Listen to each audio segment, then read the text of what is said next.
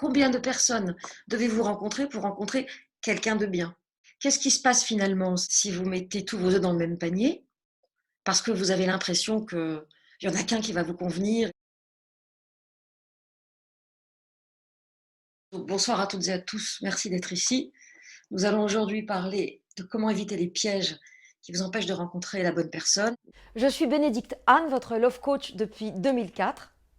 J'accompagne les hommes et les femmes qui souhaitent être heureux dans leur vie amoureuse à rencontrer directement les bonnes personnes sans perdre de temps avec des séducteurs, des cruellas ou des personnes narcissiques, voire perverses ou égoïstes.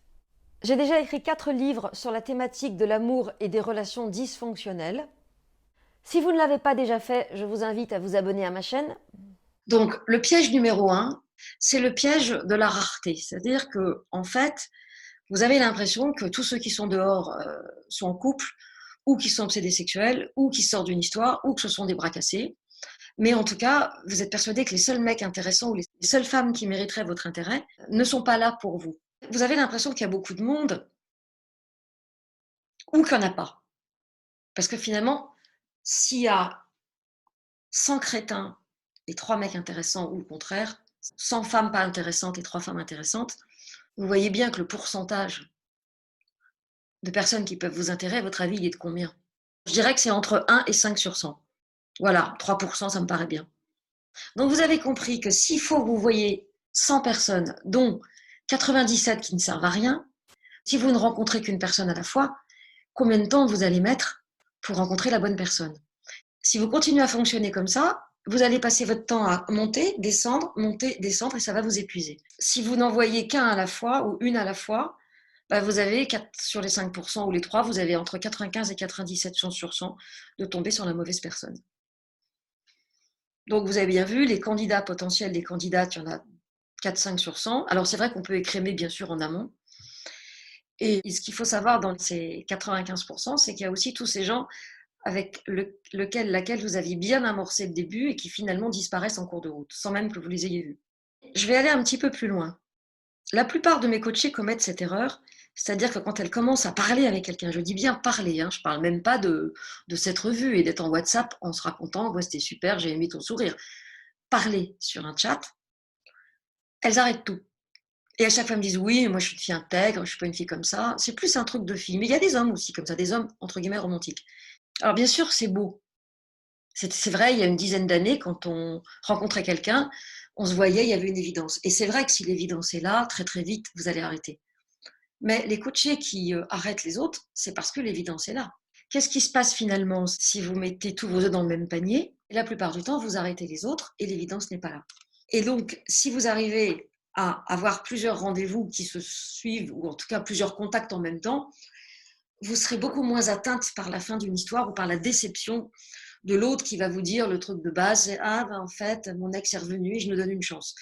Quand quelqu'un vous dit ça, c'est quelqu'un qui n'ose pas vous dire tu me plais pas vraiment, mais j'ai pas envie de te blesser, donc je te dis que c'est l'ex, comme ça c'est pas à cause de toi, mais c'est pour une autre que toi. C'est la chanson. Donc ne perdez pas votre temps à investir sur des gens que vous n'avez pas vus et que vous n'avez pas vus au moins 3-4 fois. Parce que tant que j'ai pas la confirmation que c'est le bon, faut pas que je m'investisse. Mais quand c'est vraiment quelqu'un que vous kiffez et qui vous kiffe, parce que si c'est unilatéral comme le saumon, c'est pas drôle. Si c'est vraiment quelqu'un qui vous kiffe, vous allez le sentir et vous allez vous le dire. C'est ça qui est intéressant. Et quand c'est pas unilatéral, bah, il y a quelque chose qui est poussif et qui est lourd. C'est en partie lié aux croyances, oui, mais pas que. Peut-être on vous a dit, tu peux être plus haut que tes fesses, t'es trop exigeante, mais tu demandes trop, t'es trop avide, tu veux la totale, c'est pas pour toi. Est-ce que tu as les moyens de tes ambitions? Alors vous avez répondu en crânant il y a 10 ans, c'est pas parce que j'ai pas les moyens de mes ambitions que je dois vivre la politique des moyens, mais enfin 10 ans plus tard, effectivement, il s'est rien passé. C'est pas en restant à attendre le sucre qu'on va vous donner que ça va se passer.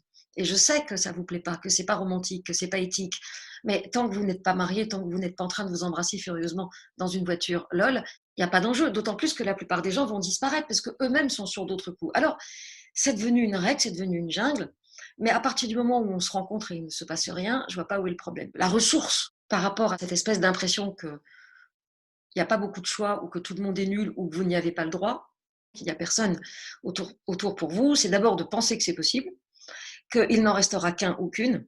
Je vous le dis autrement.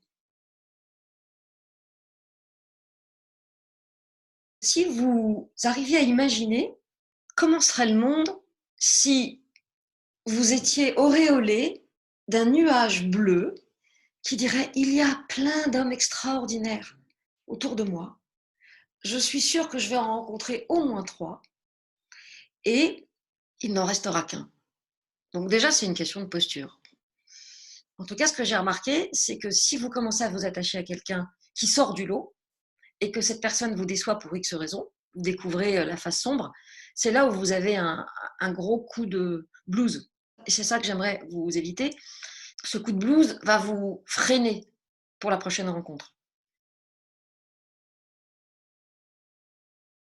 J'ai créé un concept qui s'appelle le Love Circle. C'est un genre de café de l'amour en ligne. Je vais vous montrer à quoi ça va servir ce Love Circle. C'est que j'en ai récupéré 2 par la peau des fesses là. La première, c'était une jeune femme en colère de 34 ans. Et puis elle rencontre quelqu'un qui lui plaît beaucoup. Elle me dit: «Oh là là, j'ai passé une après-midi, c'était génial». Il m'a offert à dîner, donc j'imagine qu'il avait apporté un pique-nique ou qu'il a acheté un truc à emporter. C'était super. Et elle me dit: «Oui, mais là, j'ai voulu l'emmener à une expo». Et puis, en l'emmenant à l'expo, il commençait à m'expliquer qu'il était fatigué, qu'il en avait assez, que le vendredi, c'était pas son jour, etc. Il me dit: «Oui, il veut me sauter, c'est un obsédé sexuel». Ben, je lui dis: «Non, peut-être aussi qu'en ce moment, c'est pas toujours très chaud. Et puis, alors, c'est pas en France, donc ils ont un couvre-feu qui est plus tard. Donc, ils ont jusqu'à 22 heures, donc c'est déjà plus facile». Elle allait jeter le bébé avec l'eau du bain. Et je lui dis: «Non, tu vas pas chez lui ni chez toi parce que c'est trop tôt le deuxième rendez-vous, mais tu reproposes l'expo». Donc ils se mettent d'accord. Là, il lui dit: «T'achètes les plats, je te rembourserai, chacun paie sa place». Il lui dit au passage qu'elle l'a pas remercié pour le repas. Donc ça, c'est intéressant. Et donc il avait commencé à être activé par ça. Et puis elle monte sur ses grands chevaux et elle se fâche. Et c'était fini. Et elle voit qu'il est retourné sur l'application. Alors qu'ils ont passé un moment extraordinaire. Là, je la cadre, je lui dis qu'elle a saboté le truc, qu'à partir du moment où il avait accepté l'expo, il n'y avait aucune raison. C'est bon, il a accepté l'expo, si tu vas l'emmerder là. Et elle était là: «Oui, mais t'as dit que». Il dit: «Écoute, j'ai été très claire, je veux pas de plan cul, je cherche une belle histoire, j'ai un coup de cœur, mais là, je suis vraiment calmée». Donc je lui dis: «La nuit porte conseil, tu ne bouges pas, et demain, attends vers midi, tu lui envoies un texto, peut-être qu'il t'aura écrit». Le gars a écrit, il lui a écrit carrément une déclaration d'amour. Et là, comme je l'avais calmée, elle a pu valider, faire sa déclaration, c'est: «J'ai bien aimé ce moment, c'est pas souvent que je rencontre quelqu'un comme toi», etc., etc. Et je l'ai récupéré. Mais si je l'avais laissé faire: «Ouais, il veut m'emmener chez lui, bam, bam, obsédé sexuel, Terminator». Ça, c'est le premier cas. C'est pour ça que je veux monter ce Love Circle. Parce que je pense que parfois, vous passez d'un extrême à l'autre, de «abusez-moi Milord» à «oh, va des rétro Satanas». Et l'autre cas, elle porte le voile sur Tinder. Bon. Et puis, il lui dit: «Ah, mais t'as le voile? Ah, mais t'as le voile, ah, ça complique un peu les choses». Elle me dit: «Ah, tout de suite, le voile, il sait qu'il couchera pas tout de suite». Je lui dis: «Enfin, peut-être qu'on peut lui laisser sa chance». Et je lui dis: «Demande-lui ce que ça veut dire». Bon, lui, il lui répond: «Bah, le voile, ça veut dire, en gros, on peut rien faire avant de se marier». Et je lui dis: «Toi qui as fricoté avec ton futur mari avant de te marier et qui maintenant a plus de 40 ans, peut-être que tu peux entrevoir qu'entre se marier dans la tradition musulmane, enfin, se marier avec l'imam et rien, il y a peut-être des nuances». Alors je lui fais écrire: «J'ai le voile, mais ça date d'une autre époque.